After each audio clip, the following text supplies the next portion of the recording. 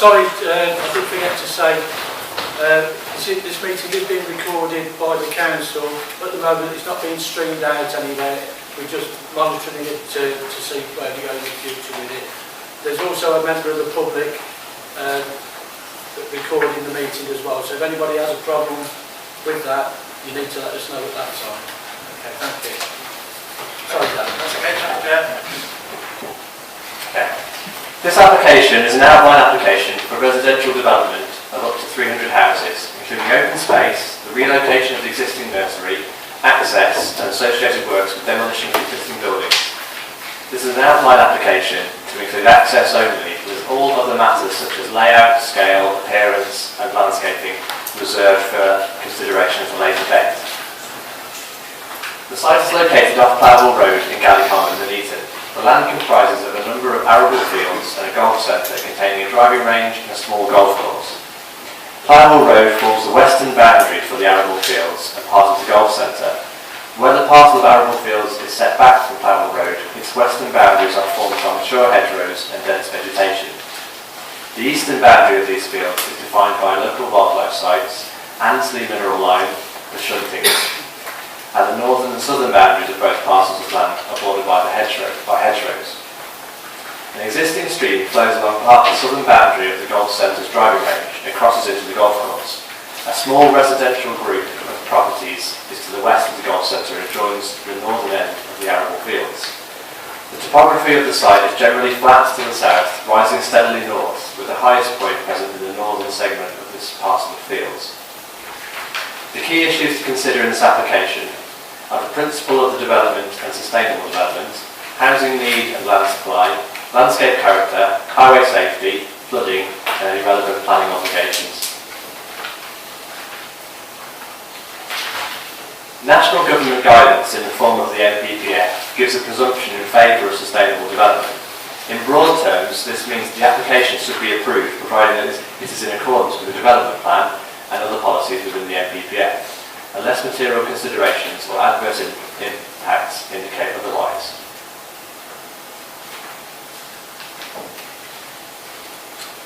In regard to housing need, the NPPF states that there is a need for councils to demonstrate a 5-year supply of deliverable housing land, plus a 20% buffer where there is a persistent under-delivery. Currently, this council cannot demonstrate a 5-year housing land supply of deliverable land, and because of this, the NPPF states that housing supply policies are out of date. With this in mind, both the area of restraint policy and the countryside policy, EMV 2 and 3, of the Save Local Plan 2006 are no longer therefore considered to be up to date. On the issue of landscape character, the site scored 7 in the site analysis and selection in 2012, where a score of less than 11 means that the site is less constrained for development. The nearby housing development approved previously in 2015 under permission 033156 further along Plowhall Road to the south of this site further reduces this score to a 6 as fewer points are attributed to land where permissions are granted nearby. It is considered that the landscape character is not so unique or special so as to warrant refusal on these particular grounds. In regard to biodiversity, the site includes 2 potential local wildlife sites. The applicant is willing to pay financial contributions towards off-site biodiversity offsetting, which will be secured through a legal agreement should the application be approved.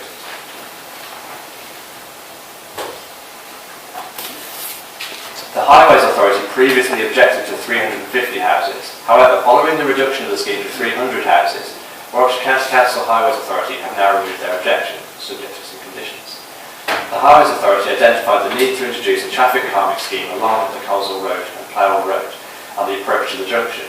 This would slow down vehicles whilst increasing the number of gaps which vehicles could utilise when exiting Plowhall Road. Conditions will be added to any approval to ensure that the works are carried out prior to the occupation of any dwellings on the site. Warwickshire County Council Highways Authority therefore removed their objection and are content with the scheme on this basis. In regard to the impact on flood risk, there is a watercourse running partly through the site and at the site boundary, which is a tributary of the Bardwell Brook. The site is located within Flood Zone 1, which is a lower risk site, and a flood risk assessment has been provided. As can be seen from the addendum to the agenda, Warwickshire County Council Flutwist team have no objection to the development of Flutwist grounds. The applicant has agreed to pay all of the planning applications requested, and this includes just over £332,000 for play and open space, over £1.5 million for education, just over £6,500 for libraries, over £37,000 for police, and £894,000 for highways improvements for both bus and cycling improvements. And the applicant has also agreed to pay for off-site biodiversity offsetting, and although a specific cost for this has not been finalised yet, the applicant has indicated their content to pay this.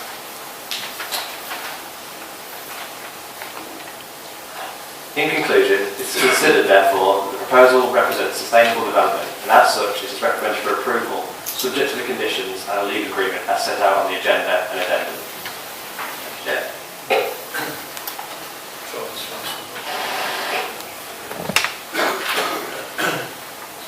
Okay, our first speaker, Councillor Johnson. Thank you, Chair. Galley Commons separated from the rest of the Eden by the Neaton and Birmingham Railway line and the old Shuntings line. The access is via Pyle Road onto a congested junction at Coleshill Road or via the single track Park Lane. The only school is Galley Common Inference, which is outstanding, but the school's full and there's no room on site to expand. So all the additional children from this development would have to travel to school in Hartshill by the Coleshill Road junction. Traffic already queues there for a quarter of a mile along Plough Road at peak times. Discussions have gone on for a number of months between the developers and the Warwick traffic engineers about how to improve that junction. The first proposal was for a mini roundabout.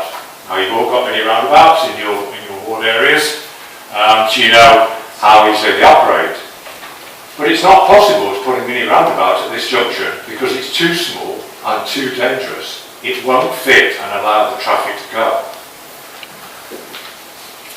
So, after months of discussion, we've come up with the solution to eliminate the problem of queuing at the junction is traffic calming.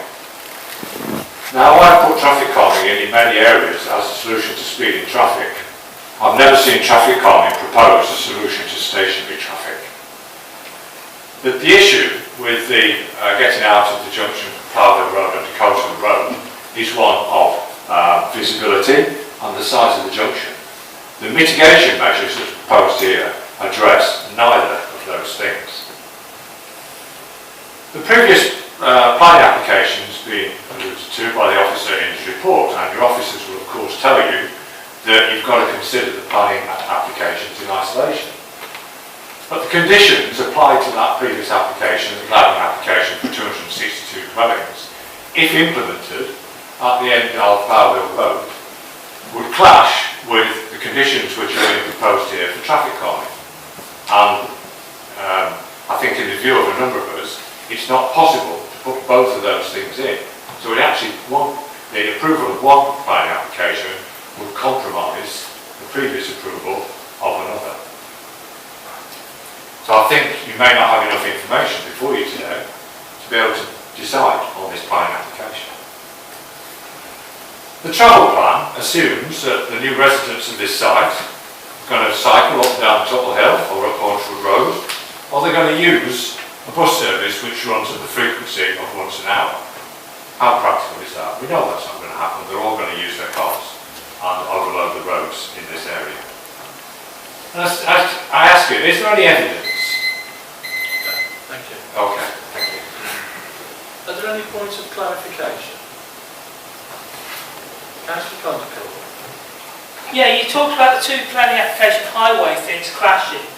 What physical things are clashing? Could you explain a bit more? Well, Keith, this calls for traffic calming on the Plough Hill Road approach to the Coleshill Road, and the previous planning application called for changes to create parking bays and no waiting zones. It's my belief that those two things are in conflict.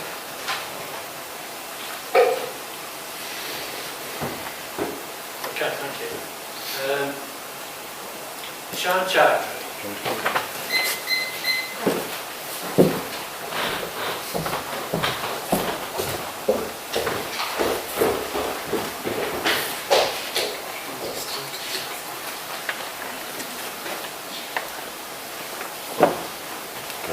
anyway. Wherever you feel most comfortable. Clock you start when you do.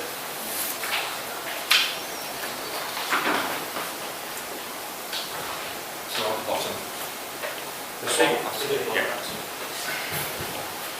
Dear members, I'm here to object to this planning application before you. I feel the planning committee need to not only look at this application, but in order to make a well-informed decision, need to look at this area as a whole, and especially the plannings that have already been granted or applied for. We have 262 homes from the adjacent site, 40 homes from the Cartwright site opposite, 14 homes going to appeal by Cartwrights, 13 homes passed on Coleshill Road round the corner, 10 homes passed on Moorwood Lane round the corner, and 70 homes applied from Coleshill Road. Plus the 300 homes from this application would take us to nearly 700 homes. These 700 homes would equate to, on average, 2,000 new people moving into the area. Surely the local services, doctors, dentists, schools just cannot cope with this influx of new people. Warwickshire Highways originally objected to this application. I see that they have now lifted that objection. In a letter from Ben Sims, Warwickshire Highways, to the developer, Highways asked that the development be reduced by 100 homes, but as we can see, it was only reduced by 50. The main access route for this development will be Coleshill Road, Clydehill Road Junction. It has been agreed by both sides that this junction is already at overcapacity.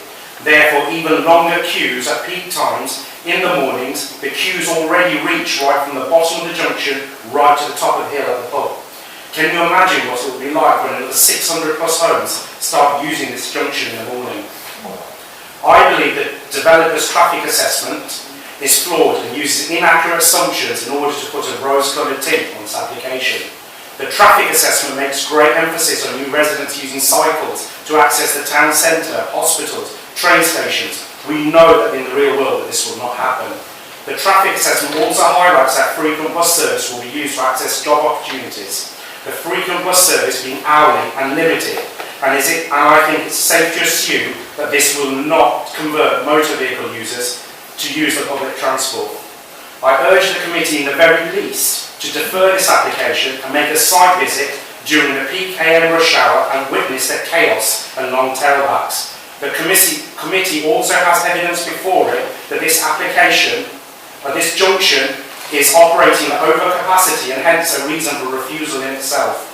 By granting this application, the committee will be sending a clear signal that it is okay for developers to eat away at our greenbelt, agriculture and recreational land. Let us make no mistake that this is purely for profit. I urge the committee to be brave, refuse this application and fight off any possible appeal. Thank you, Mr. Chairman.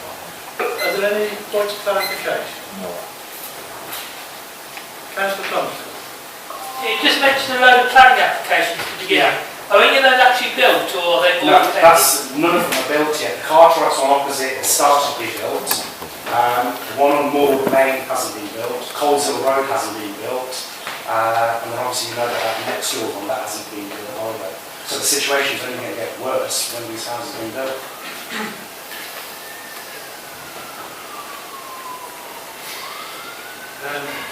Michael Robson.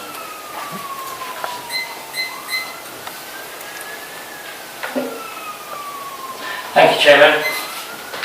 Well, this is a proposal submitted as comprising sustainable development which will, according to the report before you, make a significant positive contribution towards the borough's housing need whilst also providing 75 new affordable homes. The 5-year housing land supply position is a key policy consideration in your determination of the application. Your office has set out the Council's regrettable housing land supply position based on latest calculations. This sits somewhere marginally above 3 years. The implication insofar as the National Planning Policy Framework is a presumption in favour of the granted planning permission. Like all planning applications, in reaching a decision this evening, your committee will need to make a planning balance. And it seems to me that the housing need, including that of affordable housing, is not in dispute. We are committed to achieving your full policy quota on affordable housing, and these aspects, most in my respectful submissions, weigh firmly in favour of the scheme. Balanced against this, the use of greenfield land is regrettable, but it is unfortunately necessary if the council are to meet their housing targets. I would add, contrary to Mr Chowdhury's comments, that the site is not greenbelt and it is not agricultural land. Landscape impact should, in my respectful submissions, be considered in the context of the Gladlands 262 houses granted to the south of this site. We have worked closely with your parks and open spaces officers on the quantum and location of our on-site open space and landscape buffering in order to respect, for example, the shuntings. This is not a high-density scheme, and we are, in addition to that, committed, as you've heard, to the biodiversity offsetting, which we would suggest and respectfully hope is within your borough. I recognise that highway matters are key, and in this regard we have worked very closely with your advisors and amended our off-site junction improvements and traffic calming scheme. In doing so, we have reduced the proposal by 50 houses, and again to clarify, that was the request from your highway officers, and we have adhered precisely to that request. As a result, your highway advisors raised no objections to the scheme. Insofar as infrastructure mitigation and a point Councillor Johnson made in terms of schooling, we are committed to all of the contributions being asked of us. These amount to in excess of £2.7 million, and that doesn't consider the money to be spent on biodiversity offsetting, sustainable travel packs and the 25% on-site affordable housing. Just perhaps briefly picking up on one or two other points, we do not believe there is a conflict with the Gladden scheme. Your highway advisors are fully aware of the Gladden scheme when they were discussing our proposals with us, and similarly in relation to cumulative impact issues. And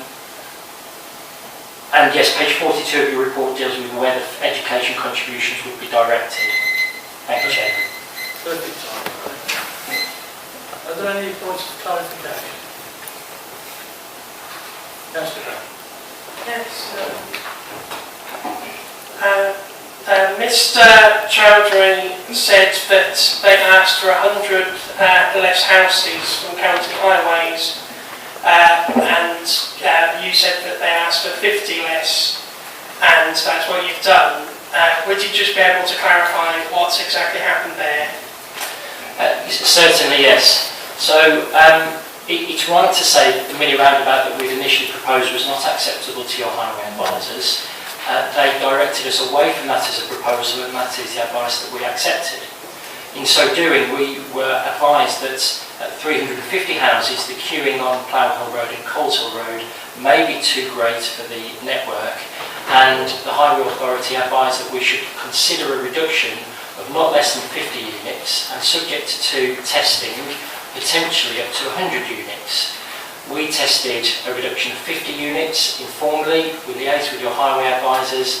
They assessed the work that we undertook and undertook their own assessments, and they concluded that the reduction of 50 units would be acceptable to them. Councillor Long. Thank you, Chair. Just a clarification on the applicant. It says Plough Hill LSP. I don't understand the acronym. What's LSP? So the applicant is a consortium and not a house builder, although there is house builder interest to acquire this site, and that's not an unusual situation. So the applicant is Plough Hill LLP, which is Limited Liability Partnership. It says LSP. The LSP might be in brackets, forgive me, is it in brackets? It just says Plough Hill LSP. I think it may be a typo if I may say. So it's, what's the LLP? Limited Liability Partnership.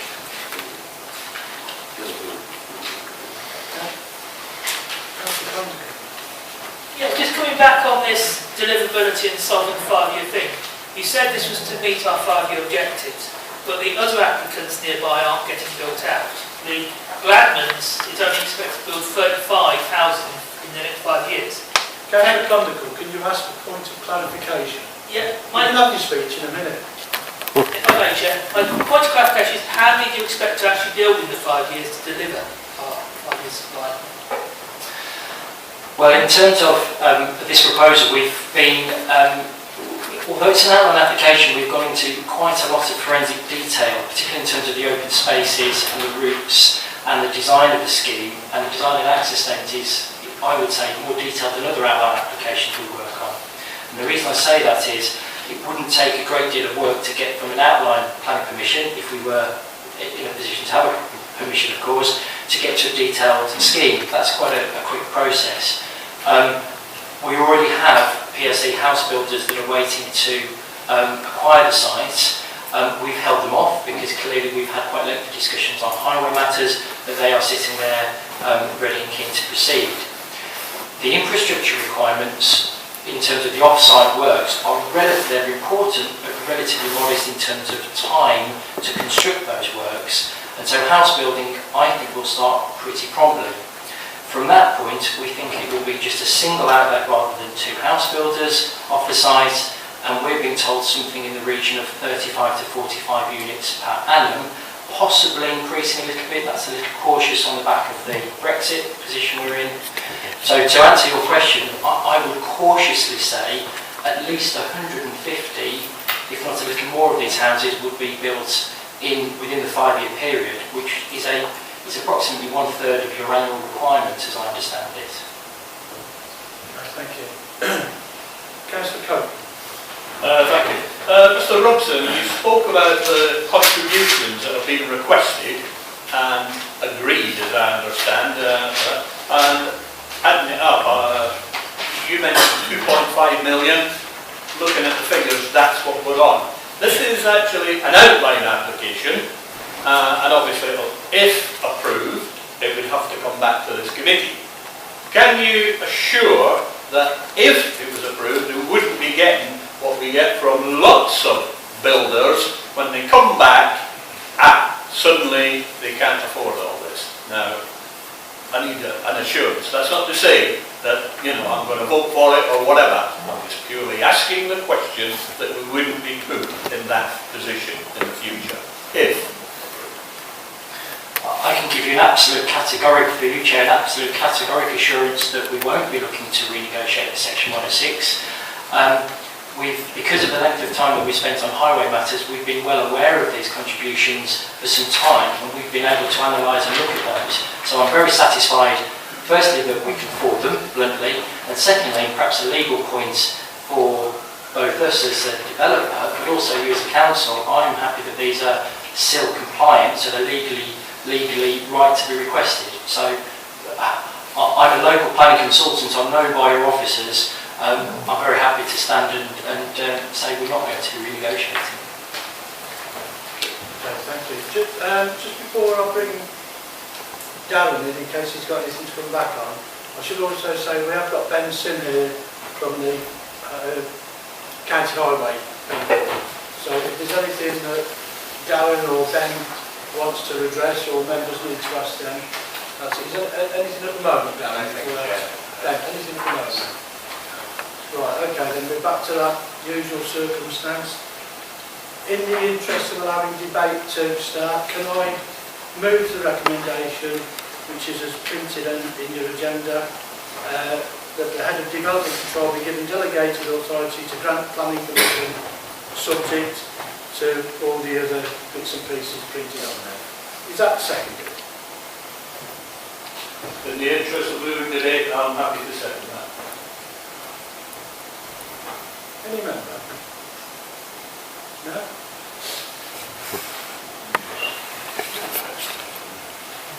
Councillor Longdon. So that is before we took the vote.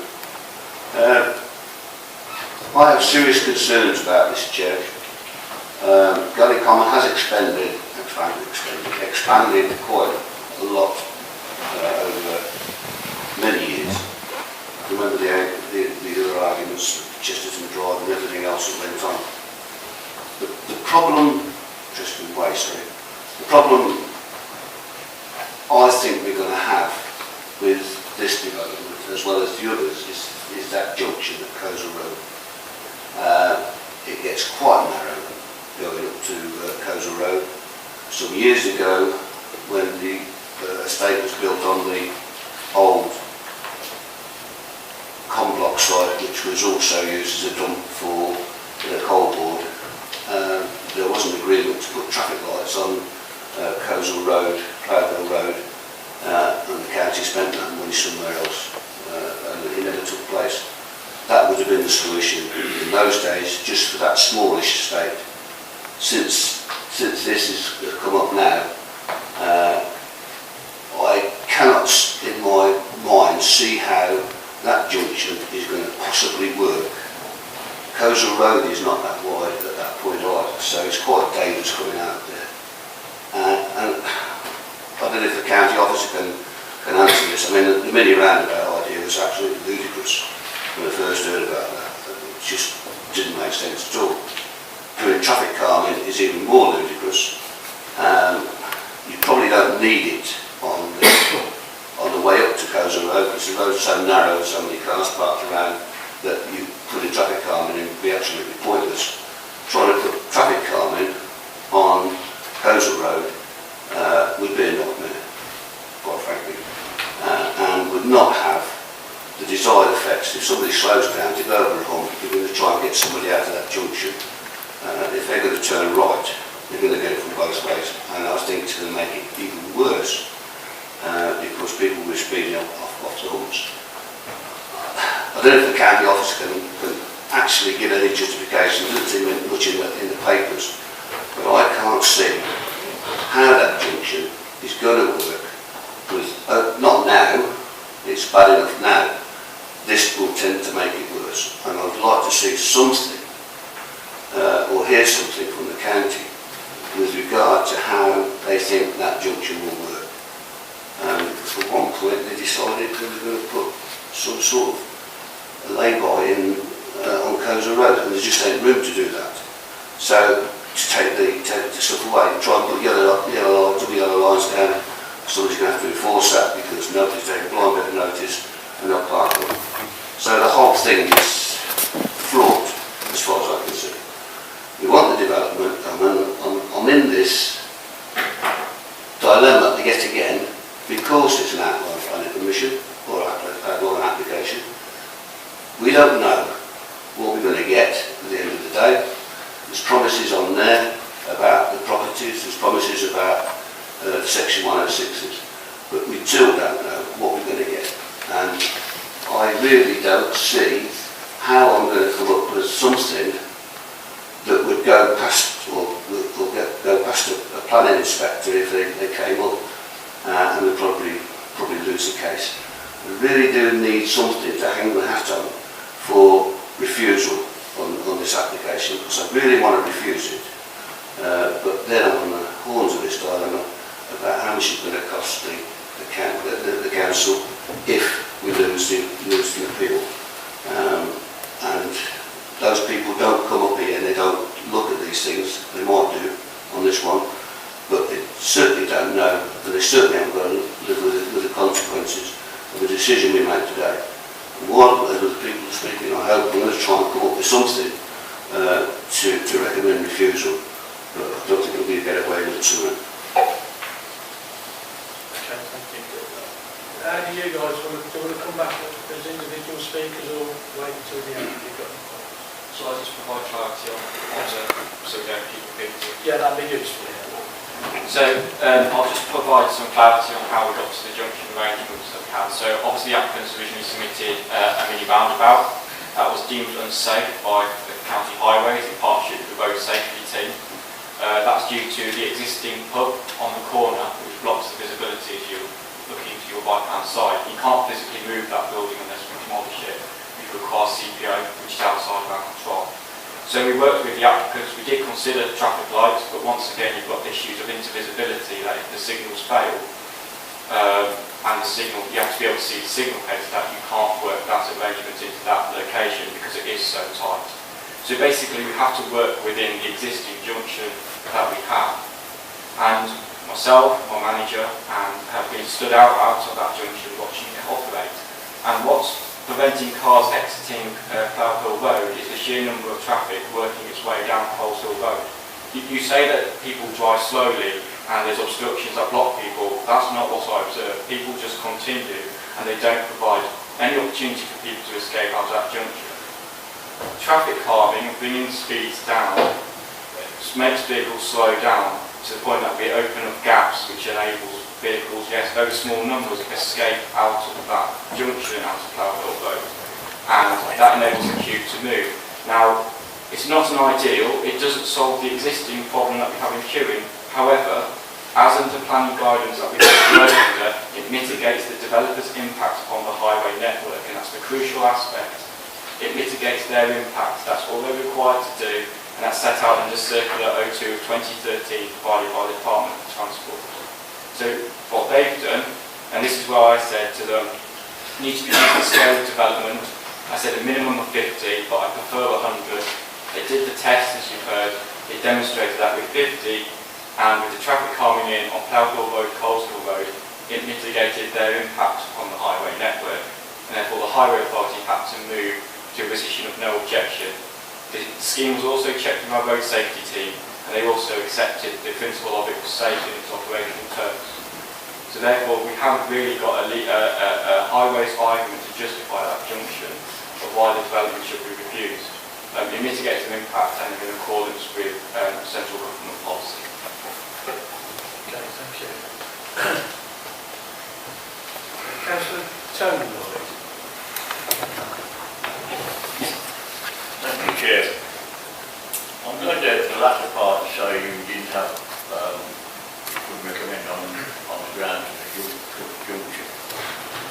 So I remember sitting here and I don't quite know what happened or whatever. We passed houses at the top there. And it was rejected. Well, nobody refused it. Until you sat down with the contractors and come up to the agreement how you would control that road and do the road. You had a guy sitting where you are, two of I think, or three of you sat there and told us what you could do, how it could be done, and we sent you off to do it. Came back and said you had. There was an agreement with the contractors and everybody. And this committee passed it on the grounds of your saying you couldn't do a deal without it. But you see, I don't live there and I go there through because I've got relatives up there. I look at it in a different way. The junction is the junction as it is.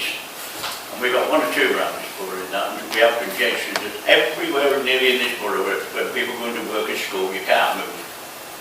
Now down there, I don't think the junction, to me, is the biggest problem to me.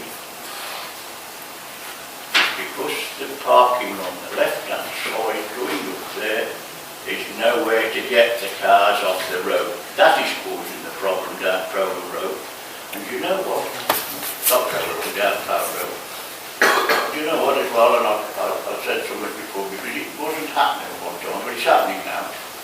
When they decided that application coming, because they're on about another one of the top end on the right then for now turned out a bit ago, suddenly we had cars being parked on the left hand side. People could do democracy, pay the rate and do whatever. We never used to have that all before. Just have it on one side until suddenly all the planning companies come here. And I said it there, suddenly we've got objects there. There's places to get them off the road, but won't get them off. Traffic is the problem on where the people are. Calming.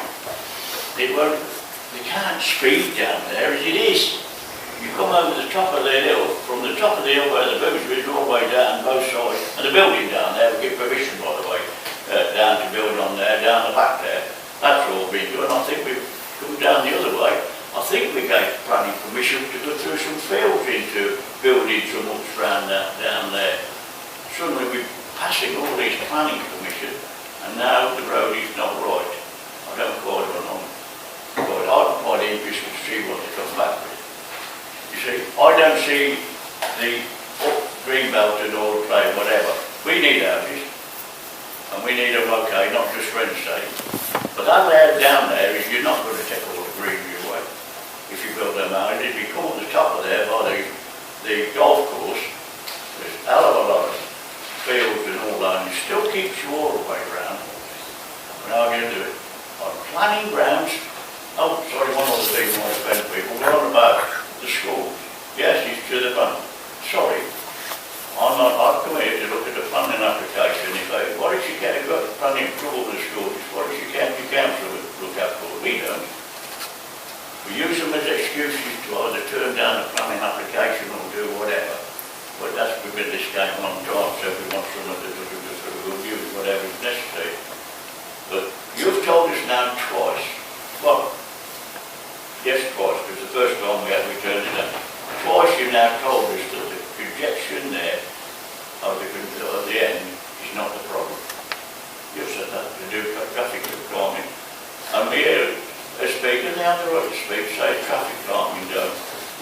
do things down. I know people know it may, they say, I've been to a third world country for a while. Believe it or not, tarmac doesn't exist in that country. And they've got traffic calming. And make no mistake, it's good on junctions, and I've seen it at the worst. So traffic, I don't want to where you put traffic calming, I sure care down there, because the cars stop you. A lot of people delivery now come on the left, make it even worse for everybody. But once you county council, I've always had you to tell me what you're doing on the roads. And twice up there you said you ain't got a problem, you can sit down with people and try and get things sorted out. Let's see how come planning, let's see what they can come up with. If we need the houses, that area can check it, make no mistake about it. So you all got the admin that we ain't supposed to tell you how good, but I can assure you, today I will vote for it to be come back to us and have a look at it on the ground. That each time you've come here and told us that we've passed already 2 lots in that area, and today you've said you ain't got a problem, I'll accept for what you've told me. Councillor Ian. Thank you, Chair. Again, it's questions to the highway gentleman really. You said that you've stood. I mean, it was mentioned earlier on about the developer had looked at the figure of 50 and the figure of 100 and had done a road study on those figures. Firstly, what involvement did you have actually in that study? And secondly, I am aware from my community forums that some residents have been shouting for forms of traffic calming in Plowhill Road for a long time. The problem I see with this is, one, I'm not convinced slowing the traffic down at that new junction isn't going to back the traffic up, because it's going to put more traffic on the road. And I think what I'm looking for you is to convince me that that traffic calming will not back the traffic up, and in fact will allow it to flow smoothly, because at the moment I agree there's speeding traffic on that road. I've heard it time and time and time again in community forums, but I will convince him that we're not slowing the traffic down and creating yet another problem. I'm not convinced of that yet. Traffic calming is being used not in this principle to actually slow down vehicles, it's trying to manage the flow of the traffic along the coastal road to enable Plowhill Road to function. But there is a problem with Plowhill Road, and we do recognise that as a highway authority, residents concerned about speeding along Plowhill Road. And this hopefully will resolve some of those existing issues. I can't say that we're going to get rid of the traffic, the congestion, we are not. What I'm saying is that the proposals that are being put forward will mitigate the impact of the development. And that's what we have to consider. The scheme isn't here to suddenly miraculously solve that junction. That's not what the planning guidance allows us to do. It is very much states that it's on the only developer to mitigate their impact on the network. This scheme, by working with the developer, does do that. In terms of reducing the housing numbers, I propose that option to the developers, because they wanted a way forward, they wanted a solution. They had an objection from us.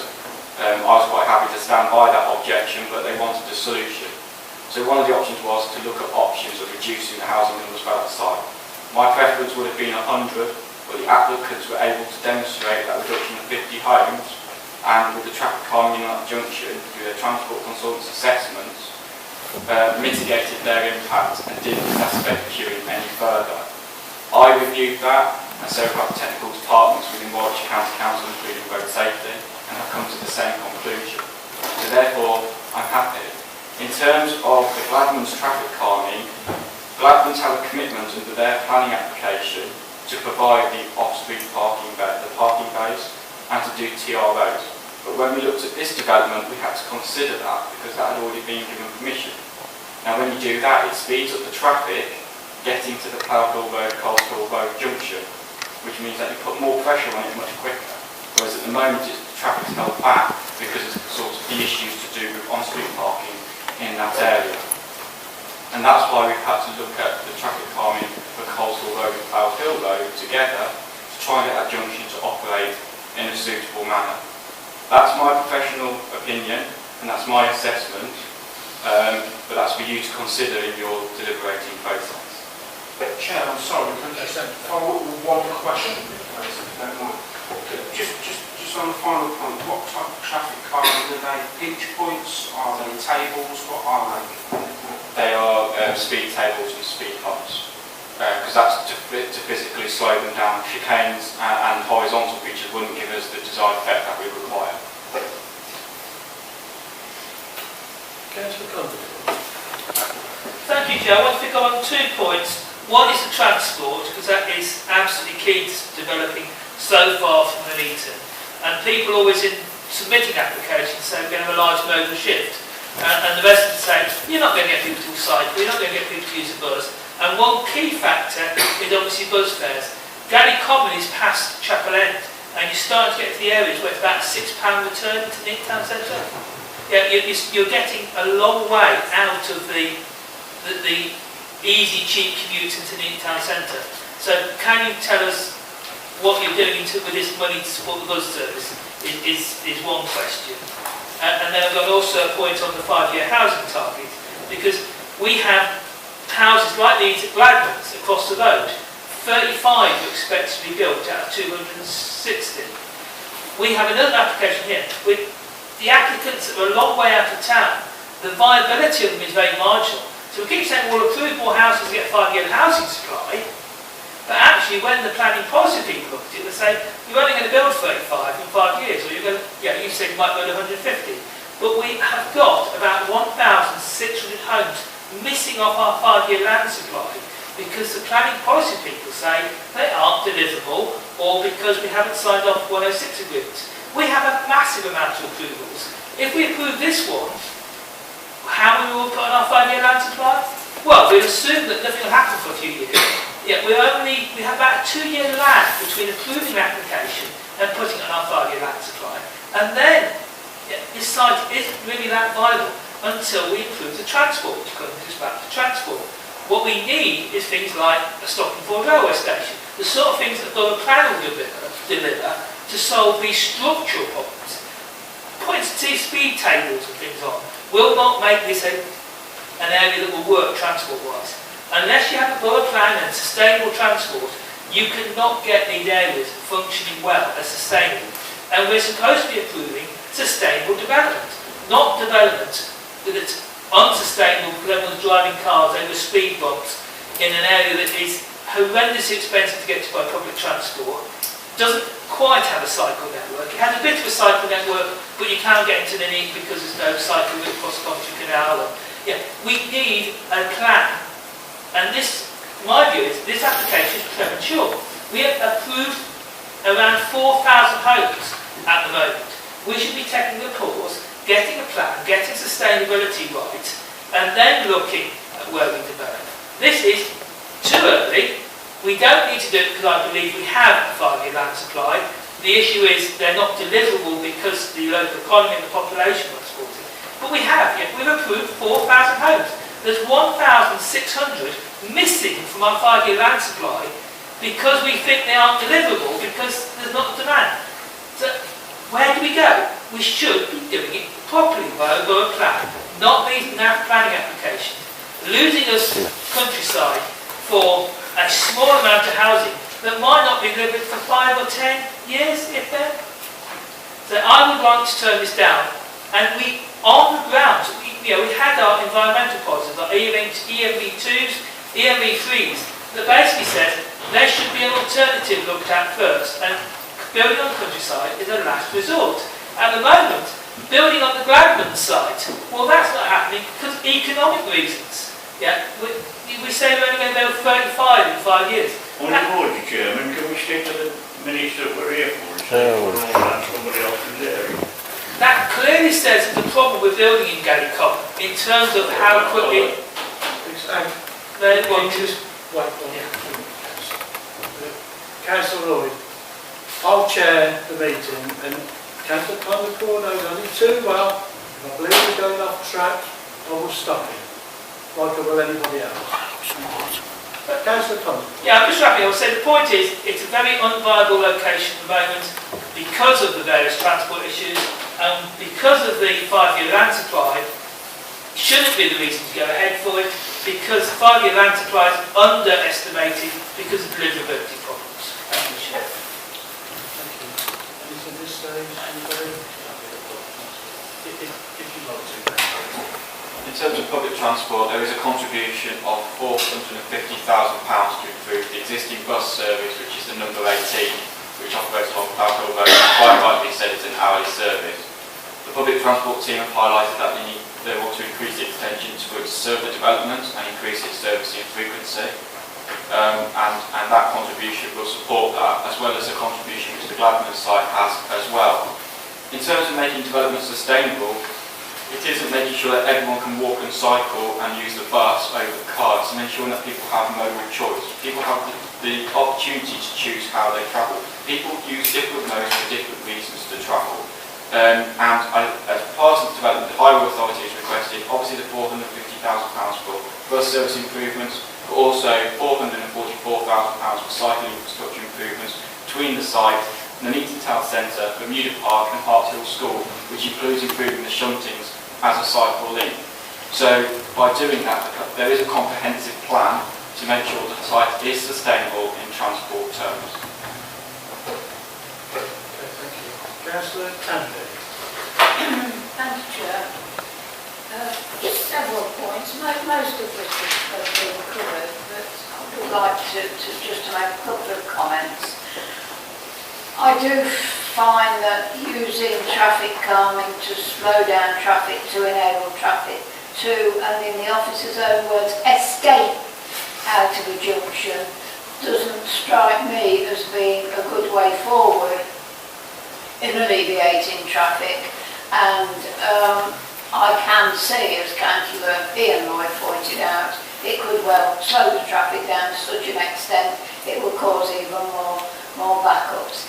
Moving on to the funding that has been agreed for schools, the local councillor, Councillor Johnson, mentioned that there is just one really local school, which is Galley Common School, has no capacity for expansion, and the other two, so that tells me that the other two schools in the area that are mentioned in the report means that if Galley Common School can't be expanded, then parents will have to travel even further on the road to get their children to the other two schools in the area. That will cause even more chaos. On the point that Councillor Condicorn has just made about the improved bus service, what happens when the money runs out? Does the bus service go back to what it was before, or will the bus company keep the services on without any funding? Anything to pick up there? Councillor Troy. Thank you, Chair. Ben, I hear what you say about the need to just make sure that the development mitigates the impact that they're doing to the highways, to the roads, to the junctions in the area. But this does seem an extremely marginal case. You stated that you asked them to reduce it by 100 as an absolute minimum 50, and lo and behold, 50 is what they came back with. So it seems like there is absolutely no wiggle room left, and it is, very, very marginal indeed. And as we've heard, mindful of comments from a lot of the other councillors here who've been on planning longer than me, they've had experience of developers coming back, and I've had one recently in my ward where they just want to add back a few extra houses on. Bearing in mind they thought there was space for 350 before, or more, now they cut it down to 300. If we're doing something that's very, very marginal, and the developer comes back to us, we could be in problems. So I think Councillor Longdon touched on an idea previously about rather than the mini roundabout or a little bit of tinkering, a much more substantial improvement to the junction traffic lights or whatever. Would that be the ideal? Would that make a meaningful difference? A larger scheme would be ideal, but you're so constrained by the built environment of that location, which is right on top of the back of the footway, and all the footways there, I believe, are 2 metres wide. If there's not enough land to do a substantial improvement that's required on that junction without demolishing the existing homes or other properties, which we'd have to do in the compulsory purchase order, which is not in the developer's gift to do. And if we don't, we can't deliver a signalisation scheme anyway at that junction because we've got intervisibility issues between the signal heads because of the existing limited visibility that there is, which prevents the mini roundabout going in. So the priority junction is the best junction at that location, it's just how we're managing it. To be honest, there isn't an overall scheme at that area that will magically tackle everything.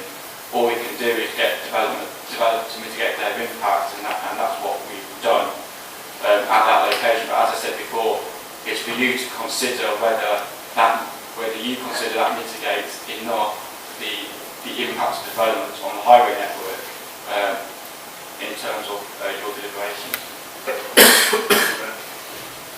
Okay. Councillor Gissler. Yeah, thank you.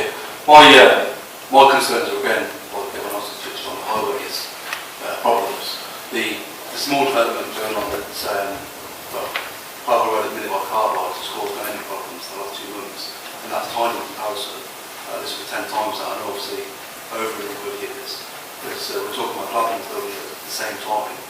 So opposite each other, 2 huge developments. Even if it takes a couple of years, it's still going to have a huge impact on the highways and on the residents in the area.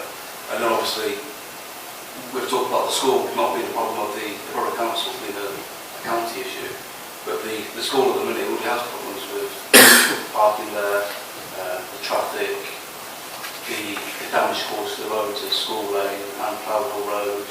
There's no park as it is, and that's a tiny village school. We're talking about building 750 houses if you take into account the next one that the car was going to go onto at the back of the existing development that we're doing now. So around all these houses and all these cars, and people traffic aren't it, it puts people on procedure. We're talking about road not moving at peak times. I've lived in an area where planning permission was given outline permission, given all these great amenities to be built, like surgeries and shops, so it came to it, and we've run out of money for this. We've not got this. We've seen problems on Heathrow Road, Bermuda Road. I know it's a different area, but we're talking about a similar road, similar problems, and you can't get off that road at peak times. The A444, the estate just off there. We need to stick to this application. But we're talking about a road that can't physically cope with all these houses. Without building the road, we shouldn't be building the houses, which is adding to existing problems. Okay, thank you. Right, I'm not going to bring anybody else back in. I've got a question to ask, and then I'm going to move to the vote, because we've been an hour on this, and there's other applications to do. Could I just ask Darren, there was a suggestion of a reason for, one of the reasons for refusal, that there's been no alternative site sought. Could you just explain that to us, what the need for that is? Because it's what Councillor Campbell said. But under environmental something 1 and 2, I think. Oh, yeah, sorry, that's fine, yeah. So the housing supply policy, the OB 2 and 3, were basically to give medium and longer term flexibility on housing land once other housing land became unavailable through the life of the plan. However, since the publication of the NPPF in 2012, the NPPF paragraph 49 states that if you haven't got a deliverable 5-year supply of housing land, then housing supply policies are no longer considered up to date. So in this case, EMB 2 and 3 are considered up to date for the protection of that land because it's a housing supply policy. Just to pick up on something Councillor Control also said, the 5-year housing land supply has to be deliverable, what it says in the NPPF, and although, as you say, there are variants of how deliverable a site is around the country, we are stuck with the deliverability rates that we have, and that's how we have to generate 5-year land supply, and we can't demonstrate one at the moment. Okay, thank you. I'm going to move to the vote. It's been moved and seconded. The recommendation is printed, which is to give delegated authority to grant planning permission subject to all those legal agreements and 106s and 17s. All those in favour of that?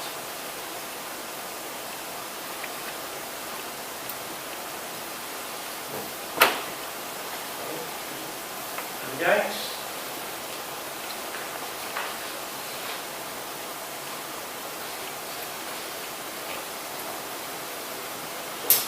Sorry, can you just put... Yeah. Okay, thank you. I think that's everybody. And abstentions? Don't count. That's all. Okay, so the recommendation is not approved.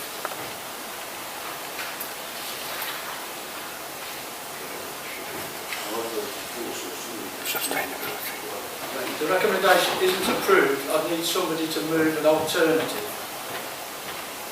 Councillor Constable. Can I recommend that we actually reject the application on the grounds of impact on the highway network, because obviously it will cause a lot of delays along the coastal road, etc., and the mitigation is very marginal, and also the lack of sustainability for this location.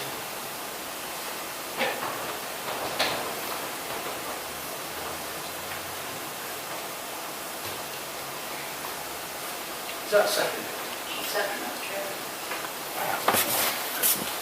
At this point, I have to ask our officers whether those recommendations.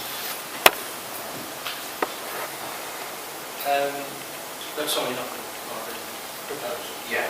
I'm not quite sure what you mean by the lack of sustainability, Councillor. Is that to do with the highway network, or is that to do with... Sustainable being a sustainable location at the moment without... In terms of its transport links? Yeah. Yeah.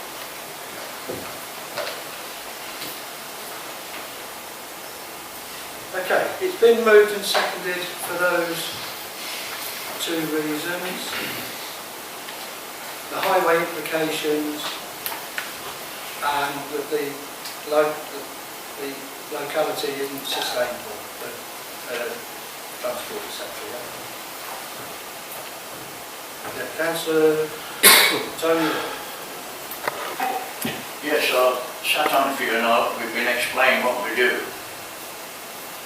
We have been told here, all through the meeting, that highways will calming and do that, and the junction's not the problem then totally. They will sort it all out and everything. And then we're moving the major issue that Warwickshire County Council doesn't support, who are saying their roads, that they haven't got the problem, and they withdraw their application. And you know I never talk about the bills and that, because we make this decision, I always believe, on what we believe in. But because of the Warwickshire Council doing that, and you moved it on the basis of that, if we go to appeals, it will cost this council a fortune. And therefore I ask you, Chair, to get a different thing other than the highway to hold it up. Because Warwickshire County Council are not supporting this, but this committee saying the highway is at fault, and it is not. And they won't go to the appeal telling them they're going to appeal against it at Warwickshire Council. You know they won't do that, and I won't not to do that. So therefore this council will cop one hell of a bill. End of preaching. Yeah, no, that is a possibility, you're quite right. However, members will move things, it's been seconded, and that's what's been done. There's been no officer saying they can't defend it at an appeal, and so that's the position we're in. We always have to remember, as a planning committee, the possible consequences of refusing. There's always a presumption in favour of applications. That's the way things are with it. But we have to remember the possible consequences if we go to appeal and we lose. We lose some, we win some. You can never tell what the inspector's going to say. Councillor London. It's just to add to the thing there, would it be feasible to add into there based on local knowledge? Because we know what the problems are, and I don't believe that those problems have been examined properly. If we put it based on local knowledge, we have made a statement when the objection goes in. And that might be contrary to everything that we've been told. Based on our knowledge and our experience of that place, that should have some weight, I think, if you can include it in the words of what we're saying. We always have to give proper planning reasons for our determinations. Yes. Whether or not we can put a note on to reflect that, and of course, we haven't made a decision yet. But in the event that this was refused, if it was refused, and it went to an appeal, I would, as I always do, encourage members of this committee to go along and put their views to the appeal inspector if that was the way it was determined. Sorry, Darren. That's okay. Yeah, I think it probably would be best not to put that in a reason for refusal, the local knowledge part. But I think when it comes to if and when it comes to defending that, then that's where the local knowledge will come into play, and we could use that to defend it potentially at an appeal.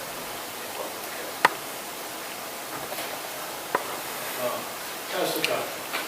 Chair, I think the planning officer has actually made the point I was going to make, because my question would have been, whose local knowledge? Who is putting that forward as local knowledge? And I don't think you can do that. It has to be, you have to put a name to it or something to it. So I couldn't support that in any way. I think that the planning officer has then explained where local knowledge can be used at the appeal. I have to say, sadly, over the years and years and years, not many councillors have actually gone to appeals. But that's just a comment. As you say, not many, but some have. Yeah, some have. And I think the inspectors do take regard to members of the public and to local councils at that stage. Councillor, I've got two more people want to speak, and then hopefully I'm going to go to the vote. Councillor Conlon. Yeah, just a quick point on costs. We're only awarding costs if we're unreasonable. One of the things that may happen is the applicant may resubmit with fewer homes, or may actually have more mitigation in terms of half-hour bus service or whatever. So if we are actually just saying it's not good enough, but it is obviously the biggest topic, transport, it isn't that we've been unreasonable. Councillor Galley. For grounds for refusal, would it be acceptable to ask if a ground was that this application will have a negative impact on those living within the area? Not just during construction, but when it's actually built, because obviously most of the transport have gone in the first place rather than work. Okay. Anything outstanding for us? It might be worth just pointing out that I think the impact on the highway network, reason for refusal, we could come up with a defence of that. I think the sustainability in terms of transport links might be more difficult to defend. If members want to go with that, that's fine, obviously. That one could be seen to be more unreasonable.